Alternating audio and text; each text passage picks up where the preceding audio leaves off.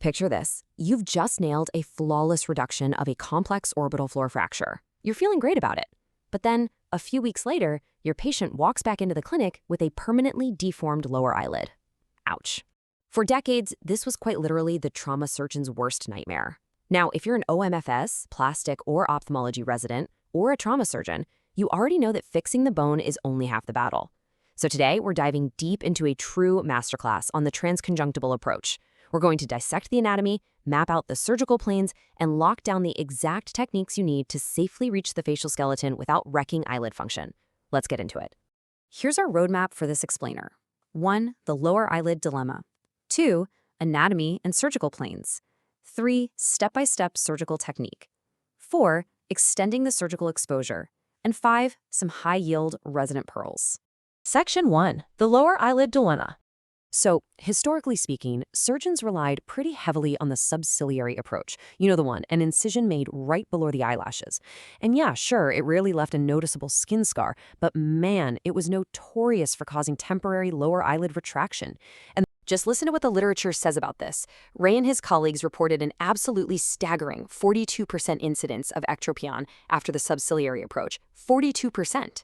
Now compare that to a 0% incidence following the transconjunctival approach. That night and day difference is exactly why pioneers like Paul Tessier back in 1973 really started pushing the transconjunctival approach for trauma and congenital disease.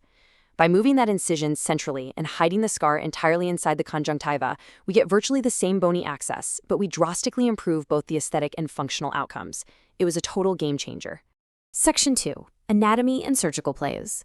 Now, when we map out our surgical pathways through a sagittal section of the lower eyelid, we absolutely have to be hyper-aware of the lower eyelid retractors and the lamellae. As the inferior rectus muscle rotates the globe downward, the capsule palpebral fascia, which is basically a fascial extension packed with sympathetically innervated muscle fibers, simultaneously retracts the lower eyelid. So when you're choosing your path down to the infraorbital rim, you essentially have two main routes around the orbital septum. You've got the retroseptal approach going behind the septum and the preseptal approach going right in front of it. Picking the right path really comes down to your specific surgical goals and indications, because they both bring different pros and cons to the table. The preseptal approach offers a minimal lateral scar and fantastic patient acceptance, mainly because it drastically drops the chances of eyelid retraction or ectropion. But the real key here, it completely avoids disturbing the periorbital fat. On the flip side, the retroseptal approach is a much more direct shot to the orbital floor, and frankly, it's technically easier to pull off. Plus, it entirely avoids dissecting within the eyelid tissues themselves, which minimizes eyelid scarring. The catch, though, is that the retroseptal route drops you directly into the periorbital fat. And that brings us to a massive clinical distinction. You'll see a lot of authors swear by the retroseptal approach for cosmetic blepharoplasty because direct access to that orbital fat is exactly what they're after. But trauma reconstruction, that is a whole different ballgame. When you're repositioning a fracture, exposing that fat is actually a major disadvantage. Disturbing that delicate intraorbital connective framework can lead to scarring in the anterior part of the intraorbital fat system. And why does that matter to us? Because that scarring can literally tether the globe, restrict eye movements, and even cause postoperative anophthalmos, leaving the patient with a sunken-looking eye. Section 3. Step-by-step surgical technique. Okay, let's walk through the actual operation. Every successful surgery starts with bulletproof prep. Step 1 is vasoconstriction. We achieve this by infiltrating the conjunctiva and fornix with a local anesthetic containing epinephrine. And here's the crucial part. You have to wait a mandatory 7 to 10 minutes for a truly bloodless field. Don't rush it. Step 2 is absolutely non-negotiable. You must place a corneal shield, because this approach operates directly over the globe and prevents us from doing a protective tarsorrhaphy. The cornea is incredibly vulnerable. Lastly, step 3, we place lower eyelid traction sutures to control and beautifully avert the tissue. With that plastic corneal shield safely tucked in and protecting the globe, you grasp the everted eyelid with fine forceps. Then, pass 2 or 3 traction sutures straight through from the palpebral conjunctiva right to the skin. Here is a massive technical pearl for you. These sutures must be placed exactly 4 to 5 millimeters below the eyelid margin. Why? Because that's how you capture the rigid tersal plate. And speaking of traction, at the end of the case, experienced surgeons rely heavily on frost sutures. These provide superiorly directed traction, effectively forcing the lower eyelid to redrape perfectly while fighting off any downward retracting forces during those critical early days of healing. Now, sometimes the standard incision just isn't quite enough. That's when we bring in a lateral canthotomy and cantholysis. By making a precise horizontal incision at the lateral canthus and selectively severing the inferior crust of the lateral canthal tendon, you unlock just an immense amount of mobility in that lower eyelid. This maneuver allows the periosteum to be elevated superiorly, giving you brilliant, wide-open access to repair fractures up at the frontozymatic suture. That being said, as a relative contraindication, if medial access alone gets the job done, skip this step. You really want to avoid unnecessarily disrupting the canthal sling if you don't have to. Back to our standard approach. With traction applied, you everett the lid and note where the lower tarsal plate sits. Using blunt-tipped scissors, you start dissecting inferiorly toward the infraorbital rim.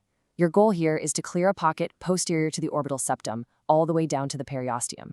And you have to take extreme care to identify and protect the infraorbital nerve and the inferior oblique muscle as you elevate those tissues.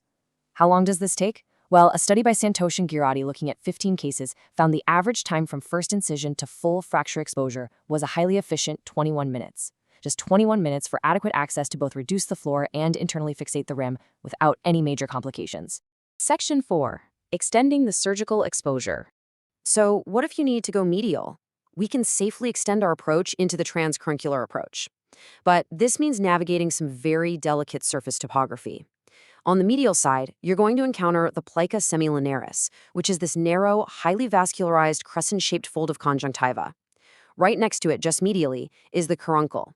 It's a small, fleshy, keratinized mound of sebaceous tissue. To extend safely, your initial incision should either traverse straight through the caruncule or sit just temporal to it. To pull this off without causing a disaster, you have to respect the deep anatomy, specifically the preseptal and pretarsal portions of the orbicularis oculi muscle. The pretarsal portion sends these posterior fibers that actually line the back wall of the lacrimal sac and insert right onto the posterior lacrimal crest. These specific fibers form the pars lacrimalis, or what we commonly call Horner's muscle. This structure is absolutely paramount. Its one and only job is to ensure the medial eyelid stays properly opposed back against the globe.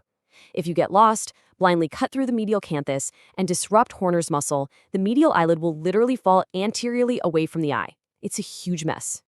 Okay, so how do we avoid that? We exploit a natural, anatomic, safe plane. Deep to the caruncle, there's a condensation of fascia. By dissecting precisely through that condensation, you slip into a plane sitting just posterior to Horner's muscle. In this setup, Horner's muscle actually acts as a physical buffer, protecting the delicate lacrimal sac sitting just anterior to your instruments. To make this easier, grab a malleable Jaeger lid plate retractor, pop it in the medial fornix, and gently push the globe laterally. This posterior pressure flattens out the caruncle, protects the eyeball, and forces all that notoriously annoying extraconal fat safely out of your surgical field. Because let's face it, orbital fat's only goal in life is to get in your way. This sweet spot maneuver gives you subperiosteal access all the way up to the medial orbital roof. Section 5. High-yield resident pearls. Look, while this approach is hands down aesthetically superior because there's no visible skin scar, the transconjunctival approach is completely unforgiving of sloppy technique. The most dreaded complication here isn't ectropion. No, it's entropion. This is where the eyelid turns inward, dragging the eyelashes right across the cornea. This usually happens if you fail to reapproximate the lower eyelid retractors or if there's severe deep scarring. Clinically speaking, fixing an entropion caused by a botched transconjunctival approach is significantly harder than salvaging an ectropion from a skin incision. You also need to stay hypervigilant against corneal abrasions, accidentally slicing the lacrimal punctum medially, buttonholing directly through the eyelid skin, or causing troublesome orbital fat prolapse. When we finally get to closure, trying to perfectly stitch the periorbita back together is incredibly difficult, and frankly, totally not essential. Skip it. But what is absolutely essential is meticulously repairing the conjunctiva and the caruncle. You want to use a fast-absorbing 6-0 gut suture for this.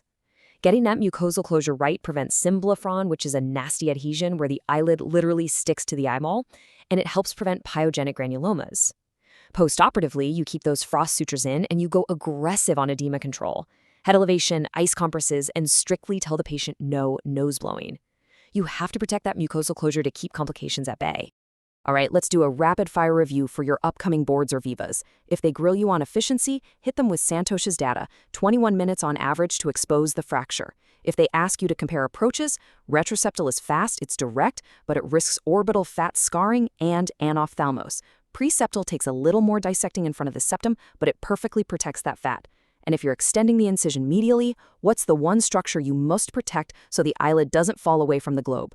Horner's muscle. And you bypass it by staying just posterior to it. The transconjunctival approach fundamentally changed the way we reconstruct the facial skeleton, finally banishing those horrifying 42% ectropion rates of the past. But as we've seen today, the true mastery of this approach isn't simply hiding a scar from the outside world. It's about having a profound respect for and the ability to precisely navigate a three-dimensional labyrinth of vital anatomy. Which leaves us with a final thought to chew on. In complex orbital surgery, is our greatest skill really defined by what we incise, or by the critical structures we successfully manage to leave untouched? Keep studying, keep dissecting, and I will see you in the next explainer.